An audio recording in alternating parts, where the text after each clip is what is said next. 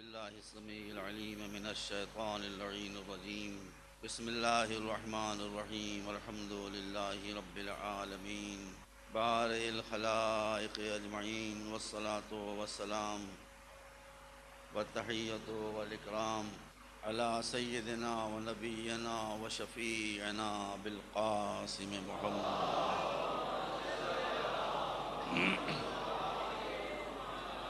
وآله الطيبين الطاهرين المعصومين الهداة المهديين الذين أذهب الله عنهم الرجس وطهرهم تطهيرا.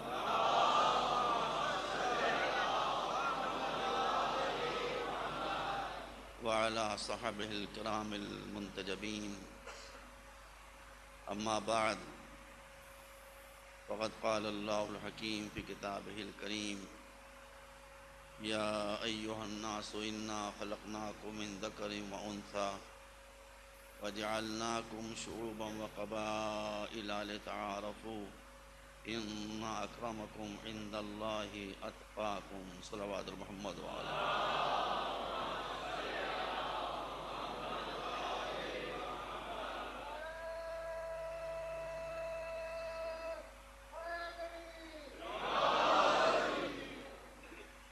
عزیزان گرامی،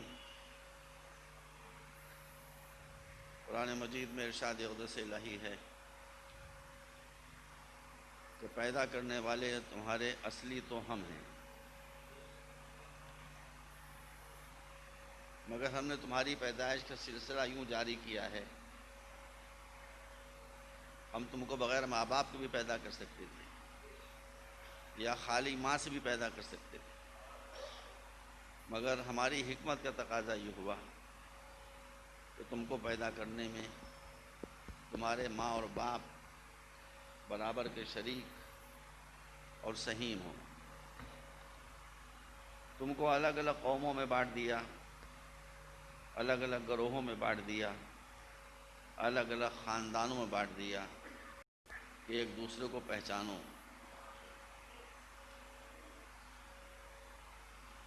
مگر ہمارے نزدیک مکرم وہ انسان ہے جو اپنے کردار کو پاک و پاکیزہ اور صاف و شفاف رکھے۔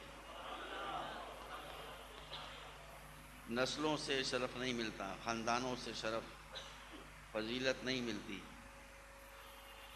رنگ سے فضیلت نہیں ملتی۔ فضیلت دینے والی صرف ایک شے ہے، اور وہ یہ ہے کہ ہم نے تم کو اشرف المخلوقات بنایا ہے۔ تم اس شرف کو برقرار رکھو، اپنے کو جانوروں کی سطح پر لے کر نہ آؤ۔ جن باتوں سے ہم نے تم کو جانوروں سے اوپر اٹھایا ہے، ان باتوں کو، ان کیفیات کو، ان صفات کو اپنے آپ میں برقرار رکھو۔ مجھے یہ اطلاع مل کر بہت مسرت ہے اور بہت خوشی ہے، اور ہمیشہ یہاں ہوتا ہے کہ الحمدللہ برادران اہل سنت کی ایک تعداد بھی یہاں تشریف لا رہی ہے۔ یہ بہت اچھی بات ہے۔ اگر شیعہ حضرات کے جلسوں میں سنی حضرات شرکت کرنے لگیں اور سنی حضرات کے جلسوں میں شیعہ پابندی سے جانے لگیں، اور ہر مقرر کو خبر ہو جائے کہ یہاں پر دوسرے فرقے کے حضرات بھی بیٹھے ہوئے ہیں، تو دونوں فرقوں کے بے لگام مقررین میں کی زبانوں پر لگامیں لگ جائیں گی، اس لیے کہ ان کو اس بات کا خیال ہوگا کہ ہم اگر الٹی سیدھی بات کوئی کہیں گے تو کوئی چیک کرنے والا بھی موجود ہے، اگر ہم کوئی الزام لگائیں گے تو کوئی جو الزام کو دفع کرنے والا بھی موجود ہے، انکار کرنے والا بھی موجود ہے کہ ہم میں یہ بات نہیں پائی جاتی۔ دیکھیے، ساری مصیبتیں یہیں سے پیدا ہوتی ہیں۔ دونوں فرقوں میں اچھے بھی لوگ ہیں جو واقعی عالم ہیں، وہ بھی ہیں، اور غیر ذمہ دار لوگ بھی ہیں جو ایک دوسرے پر اتہام بازیاں کرتے ہیں، اور کر رہے ہیں نا، جس کی خبر بھی نہیں ہوتی ان فرقے والوں کو، اسی سے نفرتیں پھیلتی ہیں۔ خیالات کے اختلاف سے کبھی کچھ تو خون نہیں ہوتا، جب گندی سندی باتوں کے بارے میں دوسرے فرقے کو یقین دلایا جاتا ہے کہ یہ فرقہ ایسی ایسی باتیں کرتا ہے، تو آدمی کہتا ہے ان کو تو مار دو، اس سے بہتر ہے کہ یہ اسلام کو بدنام کریں۔ تو یہ صرف اسی لیے ہوتا ہے کہ آپ نے ایک دوسرے کے ساتھ، جس کو انگریزی میں کہتے ہیں ون ٹو ون کانٹیکٹ، چھوڑ دیا، آپس میں ایک دوسرے سے ملنا چھوڑ دیا۔ نتیجہ یہ ہے کہ لوگوں کو الزام تراشیاں اور بہتان تراشیاں کرنے کا اچھی طرح سے موقع مل گیا۔ بس آج یہ بات میں کہہ رہا ہوں، کل تو میں پھر یہ باتیں نہیں کہہ پاؤں گا، وہ بھی اس لیے کہ مجھے معلوم ہوا کہ یہاں ہمارے سنی بھائی تشریف لائے ہیں۔ دیکھیے، اس شیعہ سنی تفرقے نے اسلام کو کتنا بڑا نقصان پہنچایا بر صغیر میں، اس کی صرف ایک مثال میں آپ کو دینا چاہتا ہوں جو بہت پرانی نہیں ہے۔ پاکستان بننے سے پہلے، ہندوستان کے تقسیم ہونے سے کچھ پہلے، ہندو مذہب میں چونکہ اونچ نیچ بہت ہوتی ہے، جو پست طبقات کے لوگ ہیں ان کو یہ اجازت نہیں ہوتی کہ وہ مندروں میں جائیں، وہ بلند طبقات کے لوگوں کے ساتھ بیٹھ کر کھانا نہیں کھا سکتے، وہ ان کے ساتھ پانی نہیں پی سکتے، غور کر رہے ہیں آپ؟ تو ان میں ایک طبقہ ایسا پیدا ہوا، بابا راؤ بھیم جی امبیڈکر، یہ بہت بڑی شخصیت تھی ہندوستان کی، جنہوں نے ہندوستان کا کانسٹیٹیوشن بنایا، ہندوستان کا دستور بنایا، معمولی شخص نہیں تھا یہ۔ تو اس سے یہ باتیں برداشت نہیں ہو رہی تھی، اس کا تعلق وہی شیڈول کاسٹ سے تھا۔ تو اس نے ایک دن گاندھی جی سے کہا کہ میں تو چاہتا ہوں کہ مسلمان ہو جاؤں، کہ مسلمان ہو جانے کے بعد اسلام میں مساوات ہے، اسلام میں اونچ نیچ نہیں ہے، اسلام میں سب برابر ہیں۔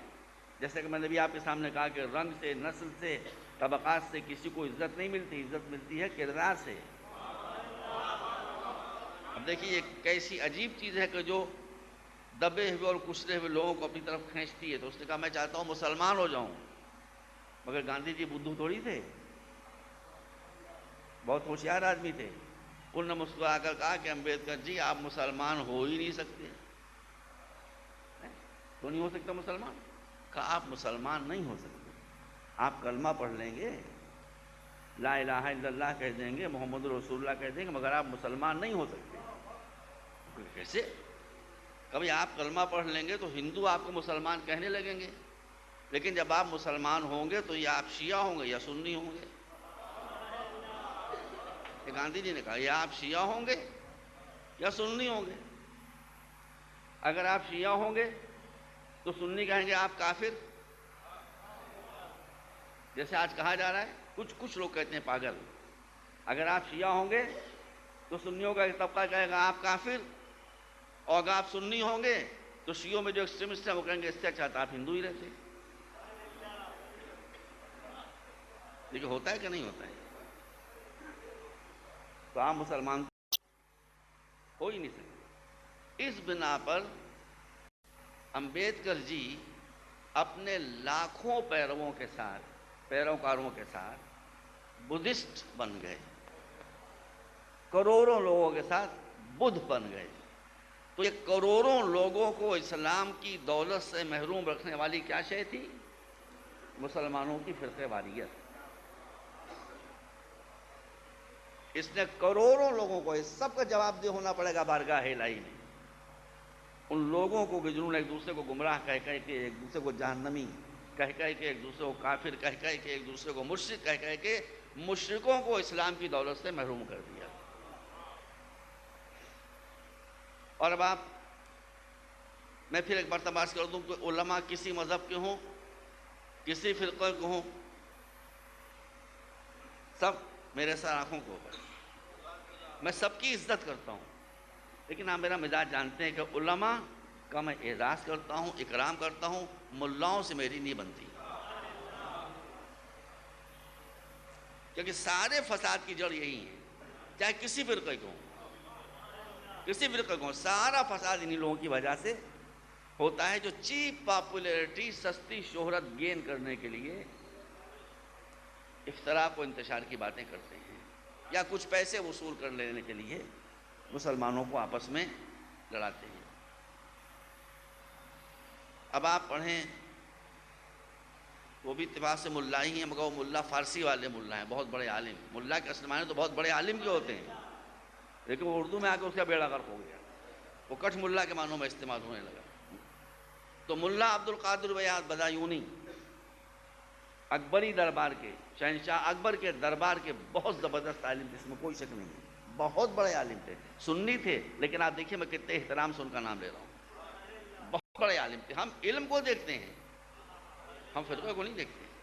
دیکھیے ہمارے علماء نے تو ہم کو یہ تعلیم دی ہے کہ اگر کسی کے پاس علم ہے تو وہ چاہے کافر بھی ہو، عالم ہو، عالم۔ مولانا رفاعی صاحب شاید واقف ہوں گے، شریف رضی، جنہوں نے نہج البلاغہ کو جمع کیا، اتنی عظیم شخصیت۔ ان کے دربار میں ایک مجوسی عالم تھا، ابو اسحاق الصابی، جو مولانا آپ کے ذہن میں نہیں، بہت مجوسی تھا، مشرک کافر، مگر علم تھا اس کے پاس۔ جب وہ مر گیا تو شریف الرضی نے اس کا مرثیہ کہا۔ لوگوں نے کہا آپ کافر کا مرثیہ کہہ رہے ہیں؟ تو آپ نے فرمایا کہ میں اس کے کفر کا مرثیہ نہیں کہہ رہا ہوں، اس کے علم کا مرثیہ کہہ رہا ہوں۔ ہم تو علم کے قدرداں ہیں، ہم یہ نہیں دیکھتے کہ ہندو ہے کہ مسلمان ہے کہ شیعہ ہے کہ سنی، علم ہونا چاہیے۔ ٹھیک ہے، جب علم ہوگا تو نظریاتی اختلاف ہو ہی سکتا ہے۔ عالم بحث کرتا ہے، گفتگو کرتا ہے، فساد نہیں کرتا، جھگڑا نہیں کرتا۔ اور پھر جو اہل بیت کے ماننے والے ہیں، ابو اسحاق راوندی، یہ گڑبڑا گیا تھا ذرا، بہت بڑا فلسفی تھا، کچھ خیالات اس کے اسلام کے مخالف ہو گئے تھے۔ عباسی دربار میں پہنچا، نڈر تھا، جا کر اپنے خیالات کا اس نے اعلان کیا، اور وہاں جو صاحب بیٹھے ہوئے تھے انہوں نے حکم دیا ایسے قتل کر دو، یہ مرتد ہو گیا۔ وہ بھاگا وہاں سے، کسی کو جان بچا کے وہاں سے جان بچا کے بھاگا۔ ہمارے چھٹے امام، دیکھیے ہمارے جتنے ائمہ کا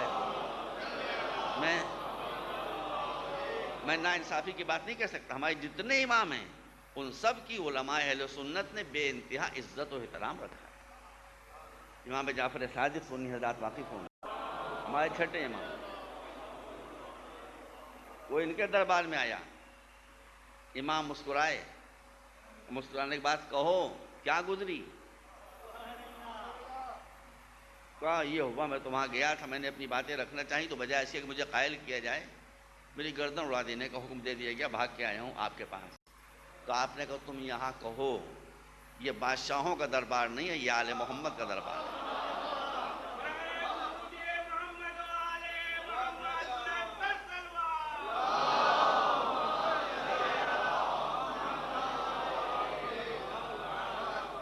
جو کہنا ہے وہ کہو، یہ آل محمد کا دربار ہے، یہاں خیالات کی اظہار کی آزادی ہے، اپنے خیالات تمہارے سامنے پیش کرو، اور سمجھ لو کہ ہم بہکے ہوئے خیالات رکھنے والے انسان کی گردن نہیں کاٹتے ہیں، بہکے ہوئے خیالات کی گردن کاٹ دیتے ہیں۔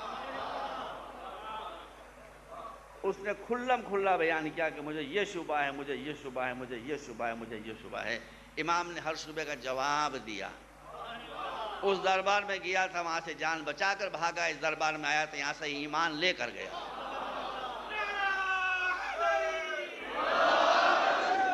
ایک مرتبہ صلوات بھیجیں۔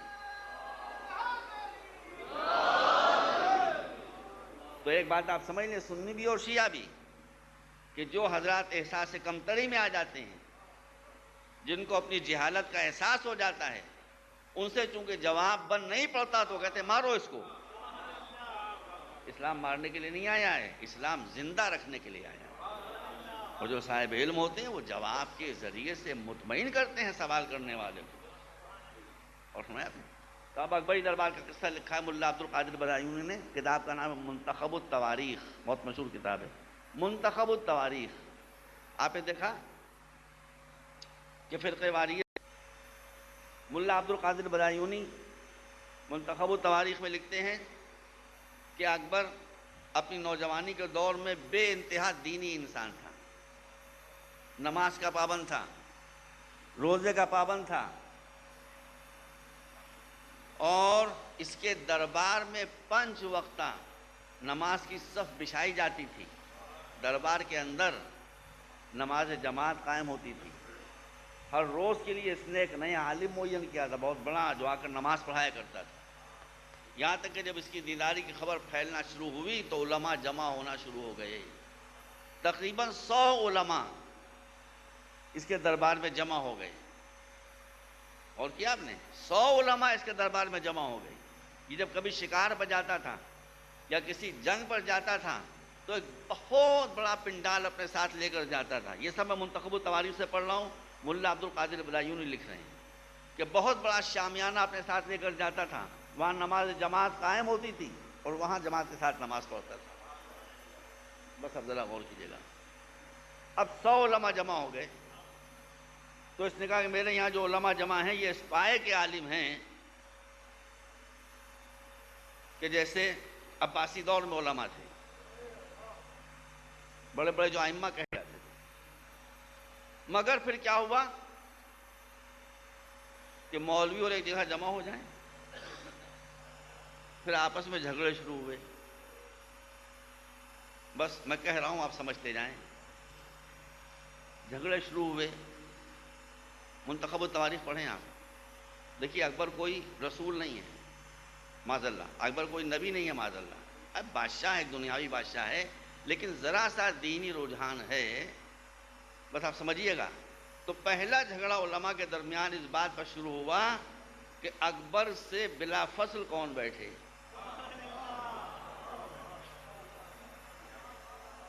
کہاں پر جھگڑا شروع ہوا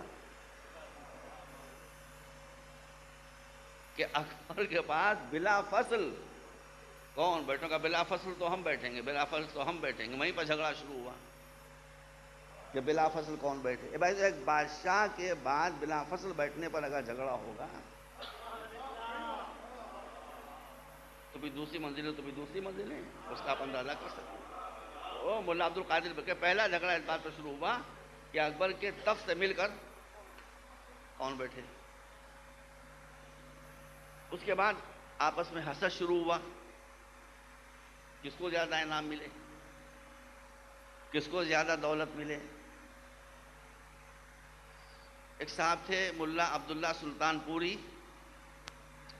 جن کا لقب تھا مخدوم الملک، اور یہ مخدوم الملک بادشاہ نے خطاب دیا تھا، ان کی بڑی عزت کرتا تھا وہ، لیکن جب ان جھگڑوں سے وہ عاجز و پریشان ہو گیا تو ایک ایک کر کے، دو دو کر کے سب کو اس نے ہٹانا شروع کیا، اور اس کا انچارج ملا عبد القادر بدایونی ہی کو بنایا کہ بھائی آپ لوگوں کو یہاں سے کم کرتے جائیں، یہ میری جان مصیبت میں ڈالے ہوئے۔ ملا عبداللہ سلطان پوری، جن کو وہ مخدوم الملک کہتا تھا، ان کا انتقال ہوا تو اس نے کہا کہ مجھے شک ہے کہ انہوں نے بہت پیسہ جمع کیا ہے حرام کا، ذرا ان کے گھر کی تلاشی لی جائے۔ سنیں مسلمان حضرات، سنی و شیعہ سب، اس لیے میں ملاؤں سے بھی رکھتا ہوں،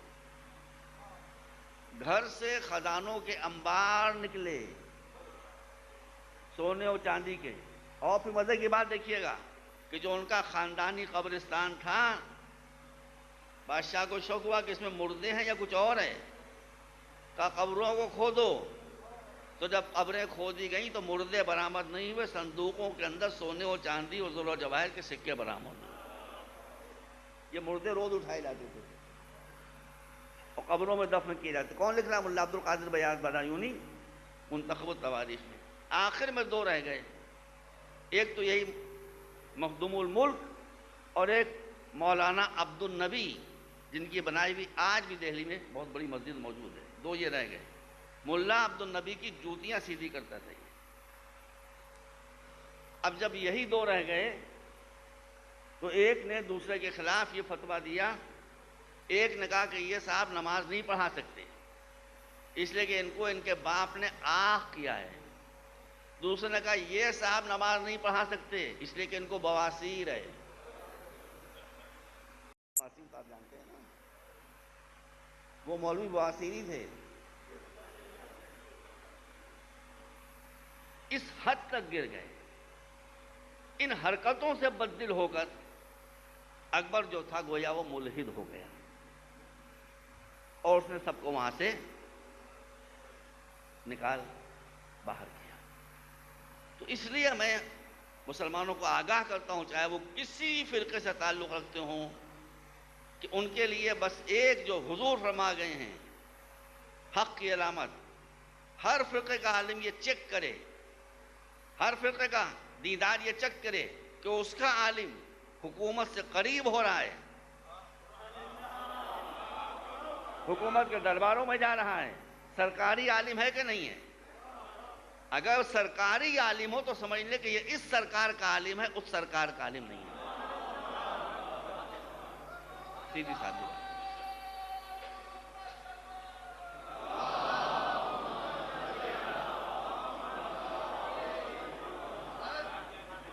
ایک مرتبہ اور صلوات بھیج دیں افراد صاحب۔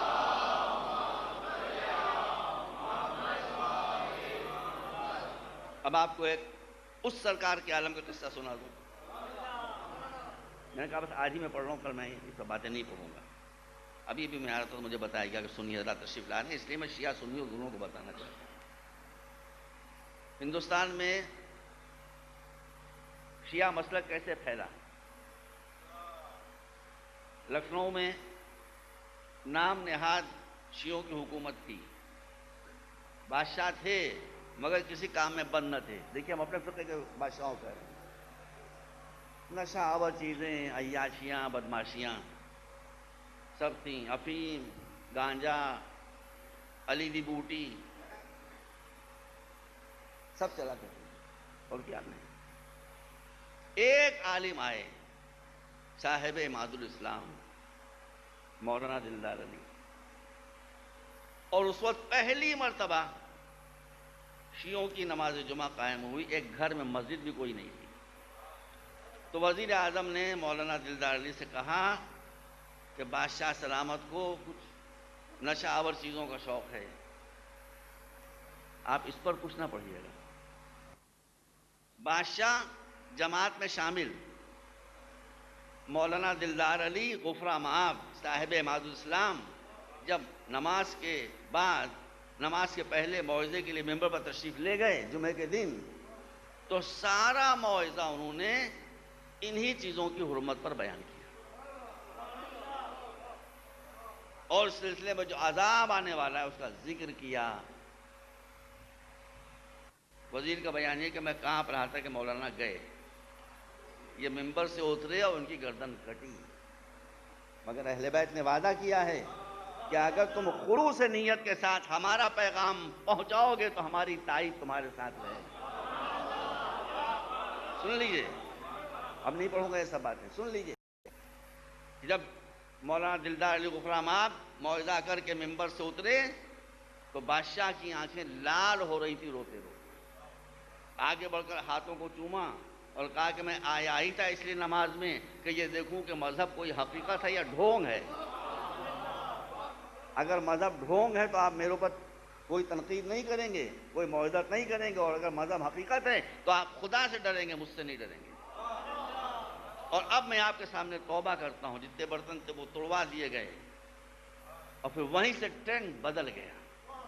پھر اسی بادشاہ نے جو اس طرح سے عیاشیوں میں ڈوبا ہوا تھا، وہ زبردست جامع مسجد بنائی جو ہندوستان کے ٹورنگ میپ کے اوپر ہے، وہ زبردست حسینیہ بنایا امام بارگاہ کے، جس سے بڑی امام بارگاہ پوری دنیا میں کہیں نہیں پائی جاتی۔ اور اس کے بعد پھر جو بادشاہ آئے وہ سب شریعت کے پابند۔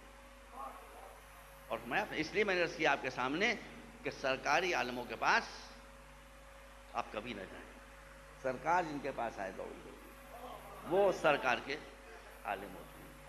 اب دیکھیے کیا کیا غلط فہمیاں ہیں، میں دونوں طرف کی وکالت کر رہا ہوں، سنیوں کی وکالت بھی کروں گا، شیعوں کی وکالت بھی کروں گا، اس لیے کہ میرے دونوں مہمان ہیں۔ اب ادھر سے کیا ہوا، ادھر سے کہا گیا کہ شیعوں کا ایمان قرآن پر ہے ہی نہیں۔ میں جو حضرات اہل سنت تشریف فرما ہیں ان سے مؤدبانہ گزارش کرتا ہوں کہ وہ بغیر کسی اطلاع کے جو شیعہ مسجد ان کو دکھائی دے اس کے اندر گھس جائیں، جو شیعہ امام بارگاہ دکھائی دے اس کے اندر گھس جائیں، کسی شیعہ کے یہاں چلے جائیں اور جا کر کہیں جو گھر میں تمہارے قرآن رکھا ہے وہ لوگ کہتے ہو، اور اپنے ساتھ تاج کمپنی لمیٹڈ کا چھپا ہوا قرآن لے کر جائیں اور پھر حرف سے حرف کو ملا لیں، زبر کو زبر سے ملا لیں، پیش کو پیش سے ملا لیں، لفظوں کو لفظوں سے ملا لیں، سوروں کو سوروں سے ملا لیں، آیتوں کو آیتوں سے ملا لیں، اگر ایک جگہ بھی زبر زیر اور پیش کا بھی فرق ملے تو میں اپنا مذہب چھوڑ دوں گا۔ کیوں ایسی باتیں کرتے ہیں آپ کہ ہمارا قرآن کوئی اور ہے، وہ 40 پاروں قرآن ہے، وہ تو سورہ حسنین اس میں کوئی تھا، سورہ علی تھا اس میں، وہ سورہ غدی تھا، مزخرفات و محملات ہیں۔ جس کا ایمان قرآن پڑھا وہ مسلمان کہاں سے رہ جائے گا بھائی؟ اس کے بعد اب تو خیر کوئی نہیں کہتا، لیکن کچھ برس پہلے تک کہا جاتا تھا، یہ کہا جاتا تھا کہ شیعوں میں حافظ نہیں ہوتے۔ اچھا بھائی یہ کہا جاتا تو غنیمت تھا، خدا کی مار ہے ایسی شیعوں کے اوپر کہ ان میں حافظ ہو ہی نہیں سکتے۔ اب کتنے لاکھ حافظ ہمارے یہاں کس کوالٹی کے موجود ہیں؟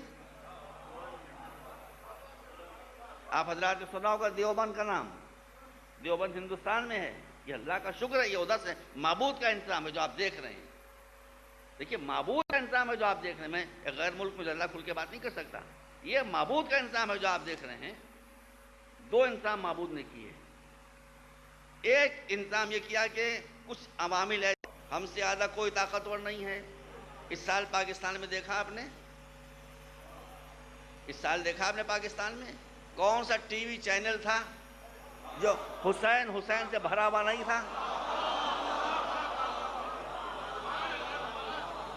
اب آپ بتائیں کہ میں ٹی وی کو برا کہوں یا اچھا کہوں؟ اسی ٹی وی کے ذریعے سے حسین ہر پاکستانی کے گھر میں گھس گئے۔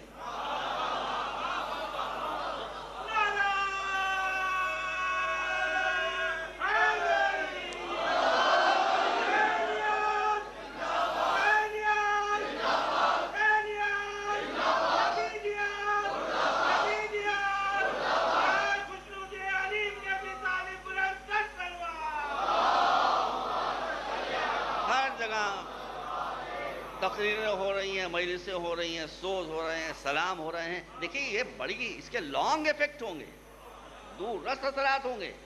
وہ جن بھائیوں کو بہکایا گیا تھا کہ مجلسوں میں یہ ہوتا ہے، نوحوں میں یہ ہوتا ہے، سلاموں میں یہ ہوتا ہے، اب وہ اپنی آنکھوں سے دیکھیں گے، آنکھوں سے دیکھ رہے ہیں کہ کیا ہوتا ہے۔ نہ کسی کو برا کہا جاتا ہے، نہ کسی کو بھلا کہا جاتا ہے، نہ خلاف شریعت کوئی بات ہوتی ہے۔ اب وہ اپنے ملاؤں کی ڈاڑھی پکڑیں گے کہ تم کیا بکتے تھے، میں بتا رہا ہوں آپ کو، زمانہ بدل گیا۔ ایک تو یہ اللہ کا انتظام ہوا، دوسرا انتظام یہ ہوا کہ اسرائیل، یہود اور اس کا لشکر پلا پڑ رہا ہے اس بات کے اوپر کہ مسلمانوں کو ایک نہ ہونے دو۔ مگر جو زیادہ عقل مند ہوتے ہیں، جو زیادہ اونچے اڑتے ہیں، ان سے غلطی بھی ویسی ہی ہوتی ہے۔ ٹھیک ہے ہمارے دل زخمی ہیں،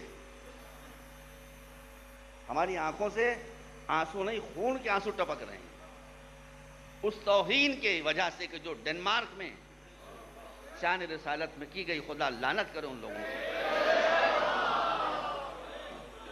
وہ تو ہے، لیکن اس کا نتیجہ دیکھا آپ نے؟ اس کا نتیجہ یہ ہوا کہ آج جہاں سعودی عرب کھڑا ہوا ہے وہیں ایران کھڑا ہوا ہے۔ غلط کہہ رہا ہوں؟ جہاں ایران کھڑا ہے وہیں سعودی عرب کھڑا ہے، وہیں کویت کھڑا ہے، وہیں پاکستان کھڑا ہے، وہیں افغانستان کھڑا ہے۔ اتنی بھیانک غلطی کی ہے کہ اس غلطی نے عالم اسلام کو متحد کر دیا۔ جو برسوں میں کی گئی تھی وہ 1 منٹ میں اشارے قدرت پر پامال ہو گئی۔ یہ سب ادھر کا انتظام ہے۔ اپنے ایمان کو استوار رکھیے، دامان محمد کو نہ چھوڑیے۔ باقی وہ سب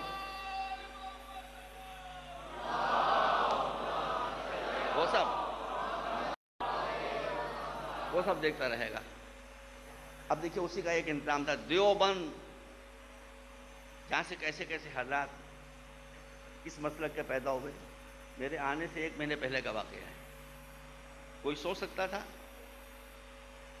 کہ اسی دیوبند میں جہاں سے کیسے کیسے حضرات پیدا ہوئے؟ ٹھیک ہے ان کا اپنا مسلک تھا، ہمیں اس کے بارے میں کوئی تبصرہ نہیں کرنا ہے، لیکن میرے آنے سے ذیقات کے آخر میں اسی دیوبند کے اندر 2 ایرانی قاریوں کو بلایا گیا تلاوت قرآن کا مظاہرہ کرنے کے لیے۔ اور وہ دونوں ایرانی جب آئے اور دارالعلوم دیوبند میں انہوں نے اپنی قرت کا مظاہرہ کیا، جہاں ہزاروں ہزار لوگ اور ہزاروں ہزار طلباء اور اساتذہ ان کے درمیان جب ان قاریوں نے تلاوت قرآن کا با کمال مظاہرہ کیا تو لوگوں کا عالم یہ ہوا کہ ان کو وہاں سے جانے نہیں دے رہے،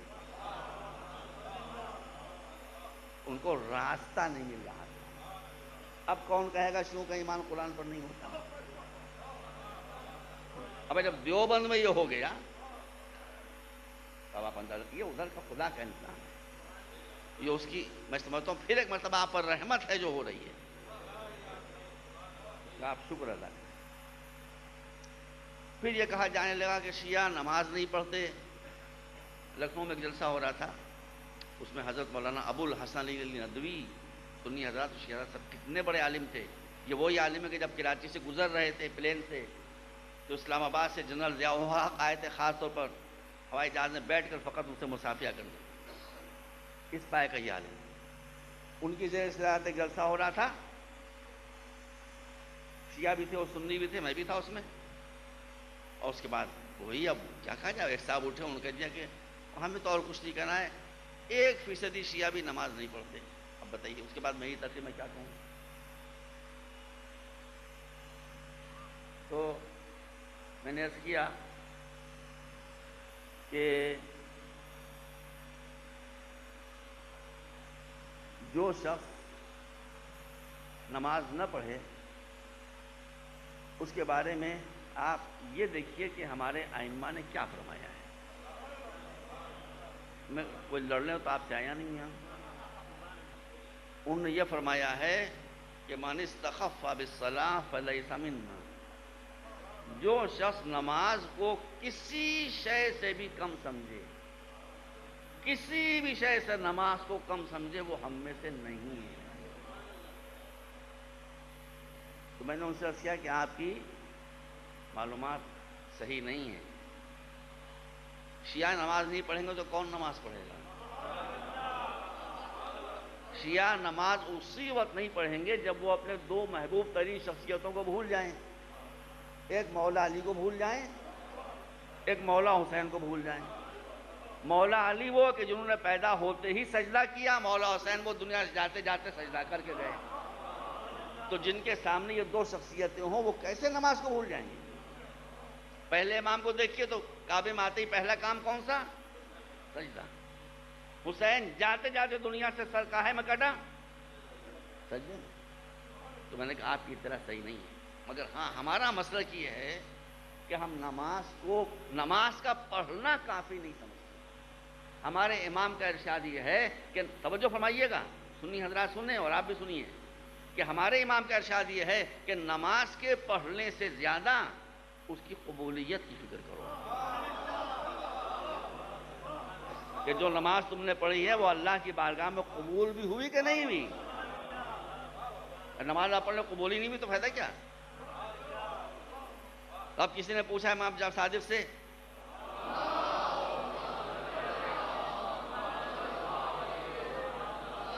تو ارشاد ہے کہ نماز قبول ہوگی تو ہر عمل قبول ہوگا، نماز رد کر دی گئی تو عمل، ہم معلوم کیسے ہوگا نماز قبول ہوئی؟ ٹھیک ہے، یہ جواب سوائے دربار امامت کے کہیں سے مل نہیں سکتا۔ فرمایا کہ نماز پڑھتے ہی معلوم ہو جائے گا کہ قبول ہوئی کہ نہیں۔ ادھر تم نے کہا السلام علیکم ورحمۃ اللہ وبرکاتہ، معلوم ہو گیا نماز قبول ہوئی کہ نہیں ہوئی۔ میں ایک زمانے میں شکار بہت کھیلا کرتا تھا، جو حضرات شکاری ہیں بندوق سے شکار کھیلتے ہوں گے ان کو اندازہ ہوگا، گولی نکلتی ہے تو دکھائی تو نہیں دیتی، مگر جب ٹارگٹ پر جا کے لگتی ہے تو ایسی آواز آتی ہے کہ آدمی کو معلوم ہو جاتا ہے کہ نشانے پر لگ گئی۔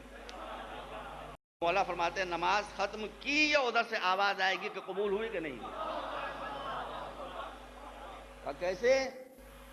کہا کہ نماز پڑھنے کے بعد یہ دیکھو کہ کوئی اچھی عادت جو تم میں پہلے نہیں موجود تھی اب پیدا ہو گئی کہ نہیں، یا کوئی گناہ تمہارے کردار سے نکل گیا کہ نہیں۔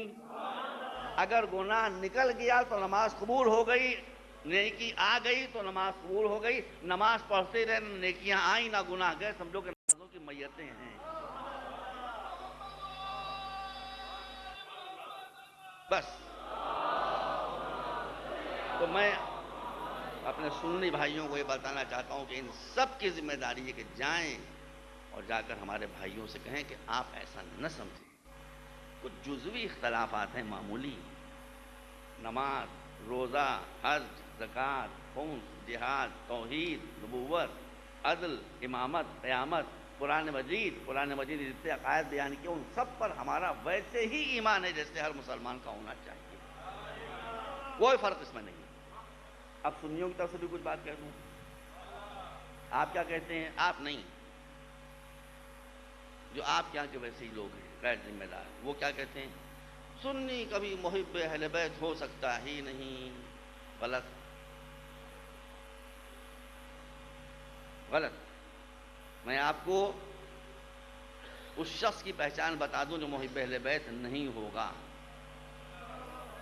دیکھیے پہچان بتا دے رہا ہوں، اب آپ اس کو منطبق کر لیں۔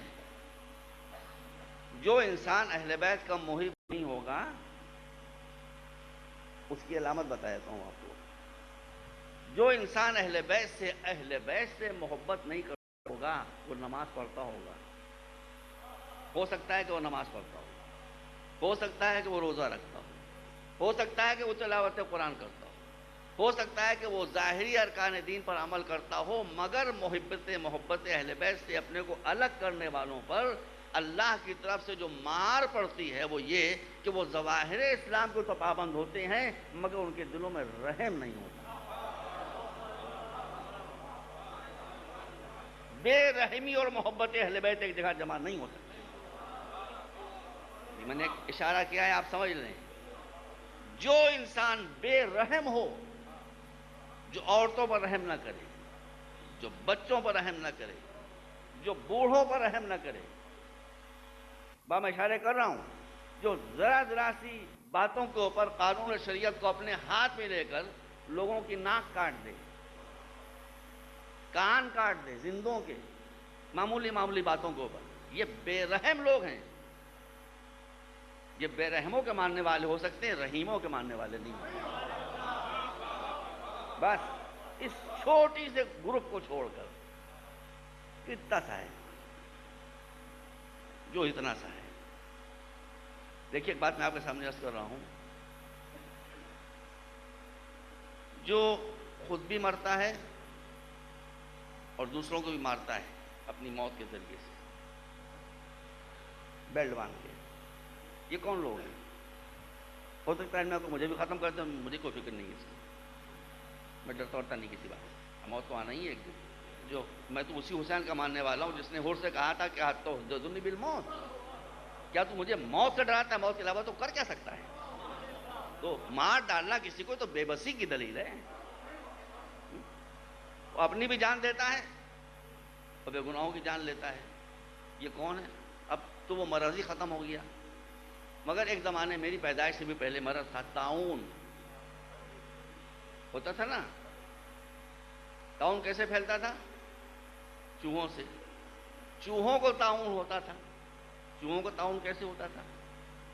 ایک کیڑا ہوتا ہے جو ہمارے یہاں اردو میں یوپی میں پسو کہلاتا ہے، مجھے یہ نہیں پتا کیا کہتے ہیں اس کو، پسو ہی کہتے ہیں نا، ہاں۔ تو وہ زہریلا پسو چوہے کو ڈستا تھا، چوہے کو طاعون ہوتا تھا۔ جب اس کو اپنے مرنے کا یقین ہو جاتا تھا چوہے کو کہ میں تو مر رہا ہوں، تو وہ گھروں کے اندر نکل آتا تھا، سو کرتا ہوا ادھر سے ادھر جا رہا ہے، طاعون پھیلاتا ہوا، تو وہ چوہا بھی مرتا تھا اور بے گناہ انسان بھی طاعون کا شکار ہو کے مرتے تھے۔ یہ دہشت گرد وہی ہیں کہ جس کو کسی طاعون کے پسو نے ڈسا ہے۔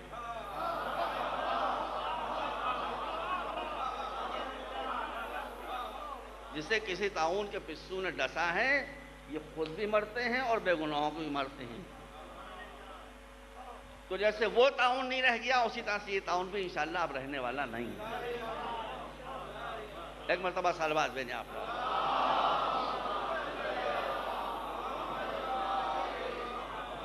باقی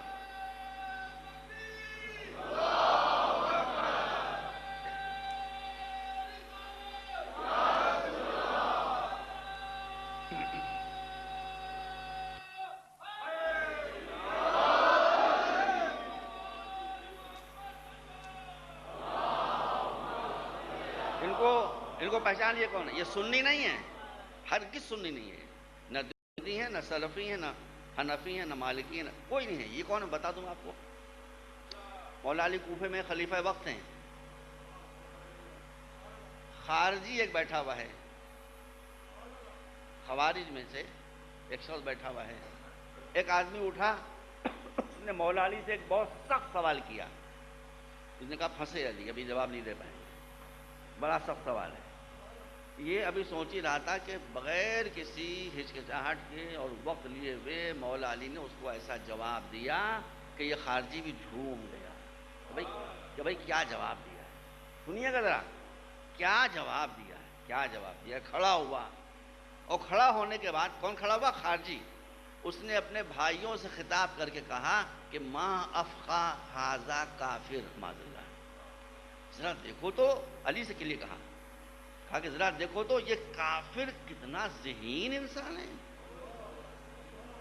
کتنا سمجھدار انسان ہے۔ کیا جواب دیا اس نے کہ بھیا جب علی کو کافر کہا گیا تو ہمارا آپ کس گنتی میں؟ مگر کہنے والا کون تھا؟ سنی نہیں تھا، خارجی۔ اس نے کہا ما افقا ھذا کافر، یہ کافر کتنا جینیس ہے اور کتنا شریعت پر عبور رکھتا ہے۔ مولا مسکرائے، اور مسکرانے کے بعد کہاں امریکہ اور یورپ میں آپ کو یہ آزادی ملے گی؟ آزادی وہاں اسی وقت تک ہے جب تک آزادی سے ان کو فائدہ پہنچ رہا ہو۔ آپ نہ سوچیں کہ آپ کو آزادی مل جائے گی، آپ آزادی باہر کے وہاں کا ویزا بھی نہیں لے پائیں گے۔ غور کر رہے ہیں جی؟ تو اب آپ دیکھیں، اس نے وہ بدبخت کہہ رہا ہے کہ یہ کافر کتنا جینیس ہے اور شریعت پہ کتنا عبور ہے۔ مولا مسکرائے اور مسکرا کا اور بھی جو تجھے کہنا ہے کہہ لے، مگر تیرا مسجد میں آنا بند نہیں ہوگا۔ ڈوب مرے امریکہ اور یورپ کے لوگ، لائیں اس آزادی کی مثال، فرماتے ہیں تیرا مسجد میں آنا بند نہیں کیا جائے گا۔ تو مجھے کرٹیسائز کر رہا ہے، تجھے بیت المال سے جو پیسہ ملتا تھا وہ بھی ملتا رہے گا، مگر ایک بات سن لے، زبان کی آزادی ہے، کلنگ کی آزادی نہیں ہے۔ مجھے جتنا چاہے کرٹیسائز کر، جیسی چاہے بدزبانی کر، جو چاہے گستاخی کر، کوئی سزا تجھ کو نہیں دی جائے گی۔ لیکن بے قصور بچوں کو قتل کیا، عورتوں کو قتل کیا، بوڑھوں کو قتل کیا، تو پھر اس تلوار کو پہچان لے، یہ وہی بدر والی تلوار ہے، یہ وہی احد والی تلوار ہے، یہ وہی خندق والی تلوار ہے، یہ وہی خیبر والی تلوار۔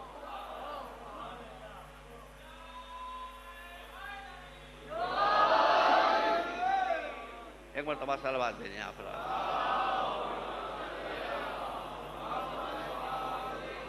بس بات کو سمیٹوں، اس چھوٹی سے پاگل ٹکڑے کے علاوہ کوئی سنی اہل بیت کا دشمن ہو سکتا ہے؟ معاذ اللہ، غلط بات برپا نہیں کہہ سکتا۔ آپ نے قادری صاحب کی، طاہر القادری صاحب کی تقریریں سماعت فرمائیں؟ آپ کوئی ہے کسی میں ہمت کہ وہ محب اہل بیت نہیں ہے؟ اس کے ایک ایک جملے سے عشق اہل بیت ٹپکتا ہے کہ نہیں؟ آپ بتائیے، ایک ایک جملے سے عشق اہل بیت ٹپکتا ہے۔ کیا فرق ہے ہمارے ان کے عقیدے میں؟ کیا غدیر کے وہ قائل نہیں ہیں؟ میں نے خود تقریر سنی ان کی، کیا وہ نہیں کہتے کہ علی مولا؟ ہم کیا کہتے ہیں؟ علی مولا۔ اب بھائی آپ کیوں کہتے ہیں کہ مولا کہیے مانی؟ بس جو پیغمبر نے کہا وہی کہیے، قصہ ختم ہو گیا۔ آپ بھی کہیے علی مولا، ہم بھی کہیں علی مولا، قصہ ختم۔ مولا کہاں سے نکلتا ہے؟ ولایت سے۔ ہم کیوں بتائیں ولایت کے معنی کیا ہے؟ بھائی ہمیں نہیں پتا ولایت کے معنی کیا ہے، آپ خود بتائیے ولایت کے معنی کیا ہے۔ توجہ رکھیے گا، یہ گوشے کی طرف میں بھی اس سے پہلے متوجہ نہیں ہوا تھا۔ ہم کیوں بتائیں کہ ولایت کے معنی کیا ہے؟ آپ کیوں بتائیں ولایت کے معنی کیا ہے؟ پورے مسلمان بر صغیر ہند و پاک کے ولایت کے جو معنی سمجھتے تھے وہی ولایت کے معنی ہیں۔ کیا سمجھتے تھے بتائیے؟ توجہ نہیں فرمائی آپ نے؟ ہندوستان آزاد نہیں ہوا تھا، پاکستان بنا نہیں تھا، انگریزوں کی حکومت تھی۔ جب کوئی آدمی یہاں سے انگلینڈ جاتا تھا پڑھنے کے لیے، علاج کے لیے، کسی وقت کے طور پر تو کیا کہا جاتا تھا؟ ولایت گئے ہیں. ایک مرتبہ صلوات بھیجیں افراد کو.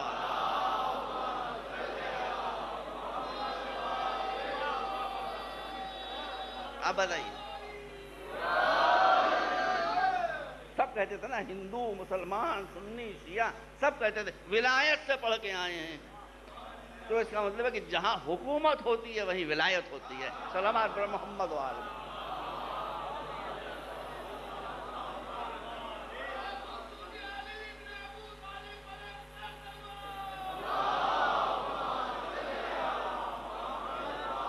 میں نے کراچی کی ایک مجلس میں عرض کیا تھا کہ میں اپنے 2 دوستوں کو کھو چکا ہوں یہاں.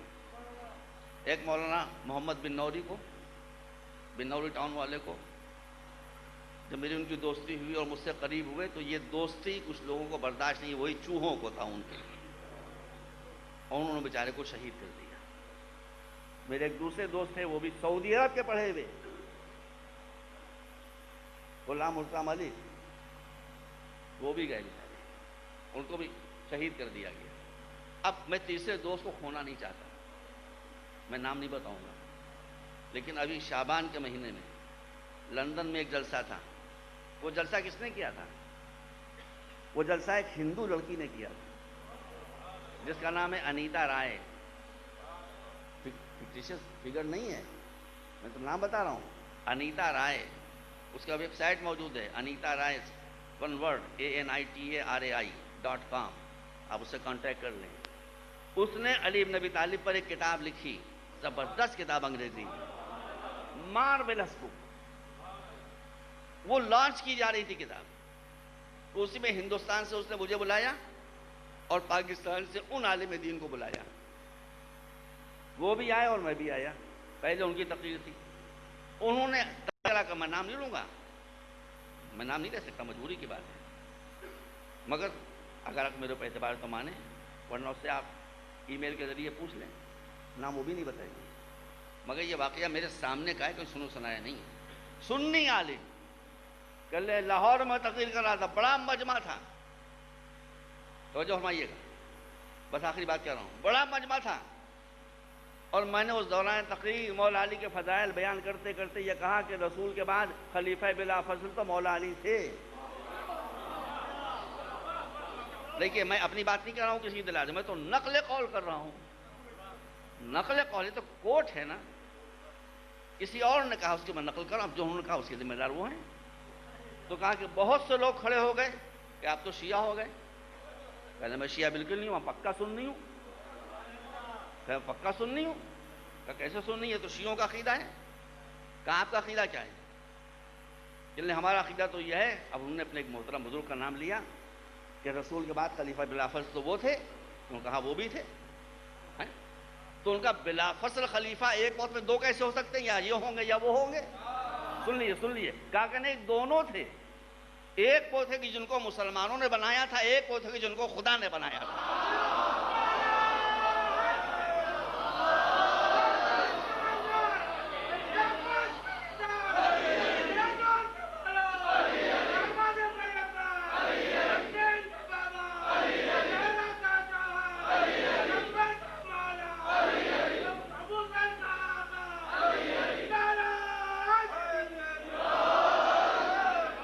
اب ہے کسی شیعہ میں ہمت جو کہے، ہے کسی شیعہ میں ہمت جو کہے کہ سنی محب اہل بیت نہیں ہوتے؟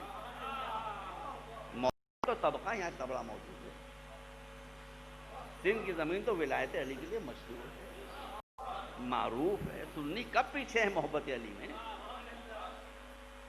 تو آپ بھی گڑبڑ کرتے ہیں. بات ہمیشہ وہ کہنا چاہیے جو سچی ہو اور ملانے والی ہو، لڑانے والی ہو، قریب لانے والی ہو، جدائی لانے والی ہو. ابھی عشرہ محرم میں آپ دیکھ لیجیے کراچی میں کتنے جلوس آئے، آزاد تھے. بھائی ٹھیک ہے، وہ اپنے طریقے سے ازاداری کریں، ہم سے کیا تعلق بھائی، ان کا طریقہ ہے. لیکن کیا سنی حضرات ادا حسین نہیں کر رہے تھے؟ کیا سنی حضرات سبیلے نہیں لگا رہے تھے؟ کیا سنی حضرات نیاز کا انتظام نہیں کر رہے تھے؟ یہ کون کر رہا تھا؟ سنی کر رہے تھے. تو جب اہل بیت کی منزل آتی ہے تو جیسے رسول کی منزل پر آ کر شیعہ سنی کا اختلاف ختم ہو جاتا ہے، قرآن کی منزل پر شیعہ سنی کا اختلاف ختم ہو جاتا ہے، اللہ کی منزل پر توحید پر شیعہ سنی کا اختلاف ختم ہو جاتا ہے، ویسے ہی اہل بیت کی منزل پر آ کر شیعہ سنی کا اختلاف ختم ہو جاتا ہے۔ اس بات کو شیعہ حضرات کو یاد رکھنا چاہیے کہ جو ہمارے ہیرو ہیں وہ ان کے بھی محبوب ہیں۔ یزیدیت ختم ہے، اس کا کہیں وجود نہیں۔ یوں تو عراق میں ایک گروہ ایسا بھی پایا جاتا ہے، میں پکی بات بتا رہا ہوں، کہ جو شیطان کو اپنا خدا کہتے ہیں۔ بھائی کہتے ہیں وہ شیطان کو خدا۔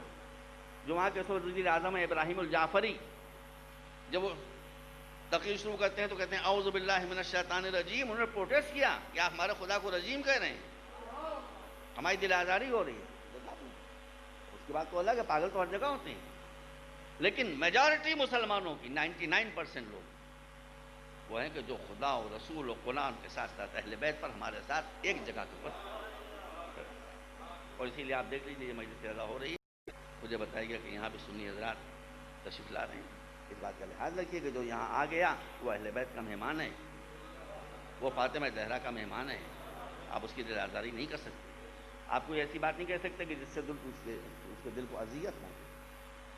یہ سب حسین کے مہمان ہیں، یہ سب اہل بیت کے مہمان۔ بس لگا لو،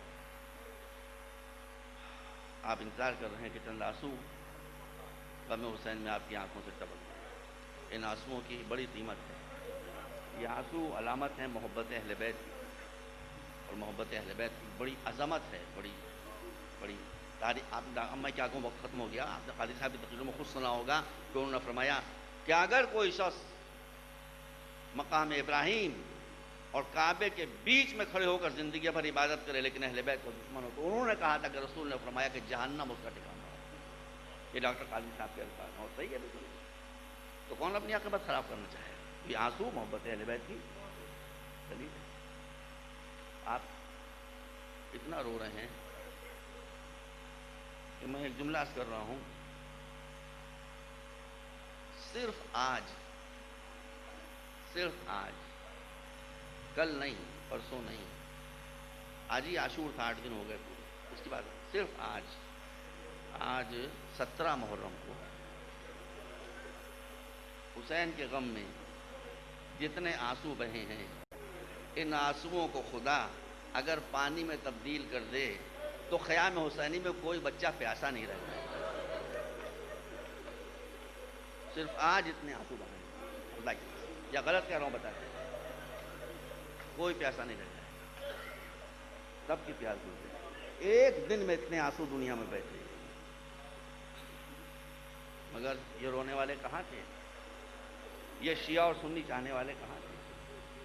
حسین کے بچے پیاسے، آپ سمجھتے ہیں خالی کربلا میں پیاسے رہے؟ بس اتنا پانی دیا جاتا تھا کہ مرنے نہ پائیں، لیکن جی بھر کر پانی کبھی کسی کو نہیں دیا۔ میں ایک روایت کر رہا ہوں، ظاہر ہے کہ جو زمانہ اسی کی مناسبت سے مسائل برت کرنا ہے، 5-6 منٹ میں مجلس کی ختم ہو رہی ہے۔ قافلہ اسیروں کا کوفے سے شام کی طرف جا رہا ہے، ابھی کوفے سے نکلا ہی ہے، اور غالباً پہلی یا دوسری منزل ہے، کہ ایک جگہ قافلہ روکا گیا،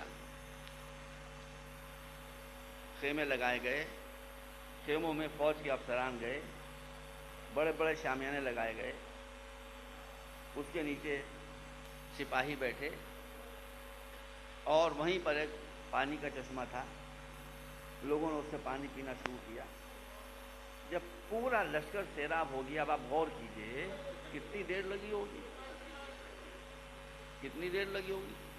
جب گھاٹ خالی ہو گیا تو شہزادی زینب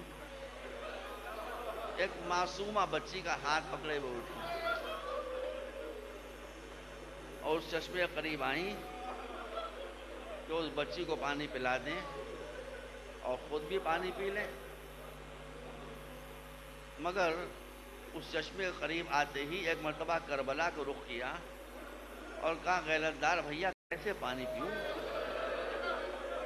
پانی کی لہروں میں تو آپ کی صورت دکھائی دے رہی ہے، 6 مہینے کے بچے اصغر کی تصویر دکھائی دے رہی ہے، شبیہ پیغمبر علی اکبر کا چہرہ دکھائی دے رہا ہے۔ بس سنیے، شہزادی گفتگو کر رہی تھی کہ ایک مرتبہ شہزادی کی نظر مڑی تو دیکھا کہ ایک شخص جو سپاہیوں میں نہیں الگ بیٹھا ہوا تھا، وہ بہت غور سے بی بی کی طرف دیکھ رہا ہے۔ شہزادی نے کہا شیخ تو مسلمان ہے؟ کہا مسلمان ہوں۔ کہا تجھے معلوم نہیں کہ اسلام میں نامحرم کے چہرے پر نظر ڈالنا حرام ہے؟ کہا جانتا ہوں۔ کہا پھر کیوں ہمیں گور رہا ہے؟ کہا بی بی ہاتھ جوڑ کے کہتا ہوں اگر میں آپ کو نظر بس سے دیکھ رہا ہوں تو اللہ میری آنکھوں کو ابھی اندھا کر دے گا۔ کہا پھر کیوں دیکھ رہا ہے؟ کہا کہ خدا گواہ ہے کہ مجھ سے تو آپ کی اور آپ کی بچی کی بے کسی نہیں دیکھی جا رہی۔ اس دل کی تڑپ نے آپ کی طرف دیکھنے کو مجبور کر دیا۔ سننا تھا۔ بی بی میں نے کہا تم کون ہو، کہاں جا رہے ہو، کدھر کا ارادہ ہے؟ کہا کہ میں ہوں حسن ابن علی یعنی امام حسن کا دور شریک بھائی عبداللہ ابن قیس۔ کہا کہ بی بی میں اہل بیت کا چاہنے والا ہوں، میں امام حسن کا دور شریک بھائی ہوں۔ جب تک میرا مولا حسن زندہ تھا میں ہر سال حسن کی زیارت کیا کرتا تھا۔ جب حسن زہر دغا سے شہید کر دیے گئے تو ہر سال مدینے جا کر میں اپنے چھوٹے آقا حسین کی زیارت کرتا تھا۔ اس سال حج کے بعد جب میں وہاں گیا تو لوگوں نے بتایا کہ مدینہ ویران ہو گیا، حسین کوفے کی جانب گئے ہیں۔ میں اب کوفے جا رہا ہوں کہ جب تک حسین کی زیارت نہ کر لوں گا اپنے گھر واپس نہ جاؤں گا۔ کہ بس زینب نے کہا واہ عبداللہ قیس، ارے اب اپنے بھی ہم کو نہیں پہچانتے، حسین کی زیارت کرنا ہے تو یہ نو کے نیزہ پر سر حسین ہے، یہ حسین کی بہن زینب ہے کہ جو شہر بشہر دیار بدیار پھرائے گا۔ وَسَيَعْلَمُ الَّذِينَ ظَلَمُوا أَيَّ مُنْقَلَبٍ يَنْقَلِبُونَ رَبَّنَا آتِنَا فِي الدُّنْيَا حَسَنَةً